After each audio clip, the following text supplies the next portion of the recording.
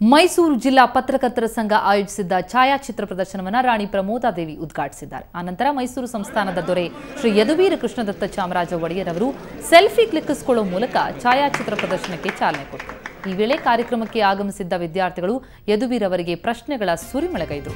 ಪ್ರಜಾಪ್ರಭುತ್ವ ಕಾಲದಲ್ಲಿ ಮೈಸೂರು ಸಂಸ್ಥಾನವನ್ನ ಜನ ಯಾಕೆಷ್ಟು ಇಷ್ಟಪಡ್ತಾರೆ, ನೀವು ಇತ್ತೀಚಿನ ದಿನಗಳಲ್ಲಿ ಹೆಚ್ಚೆಚ್ಚು ಜನರ ಜೊತೆ ಬೆರೆಯೋದಕ್ಕೆ ಕಾರಣ ಏನು ಅಂತ ಕೇಳಿದ್ರು. ಅದಕ್ಕೆ ಉತ್ತರಿಸಿದ ಯದುವೀರ್, ನಾವು ಪ್ರಜಾಪ್ರಭುತ್ವ ವ್ಯವಸ್ಥೆಯಲ್ಲಿದ್ದೇವೆ, ಹೀಗಾಗಿ ಹೊಂದಾಣಿಕೆ ಮಾಡಿಕೊಳ್ಬೇಕು, ಅಷ್ಟೇ ಅಲ್ಲ ನಾನು ಜನಸಾಮಾನ್ಯರ ಜೊತೆ ಹೆಚ್ಚು ಬೆರೆಯಲು ಇಷ್ಟಪಡ್ತೇನೆ ಅಂದರು. ಇನ್ನು ರಾಜಕೀಯಕ್ಕೆ ಬರುವ ಆಸೆ ಇದೆ ಎಂಬ ಪ್ರಶ್ನೆಗೆ ರಾಜಕೀಯದ ಬಗ್ಗೆ ನಿನ್ನೆಯೇ ಹೇಳಿದ್ದೇನೆ, ಸದ್ಯದ ಮಟ್ಟಿಗೆ ರಾಜಕೀಯ ಇಲ್ಲ, ಮುಂದೆ ಚಿಂತಿಸ್ತೇನೆ, ನನ್ನ ಸದ್ಯದ ಗುರಿ ಅರಮನೆ ಪರಂಪರೆಯನ್ನ ಉಳಿಸಿಕೊಂಡು ಹೋಗುವಂಥದ್ದು ಅಂದಷ್ಟೇ ಹೇಳಿದರು.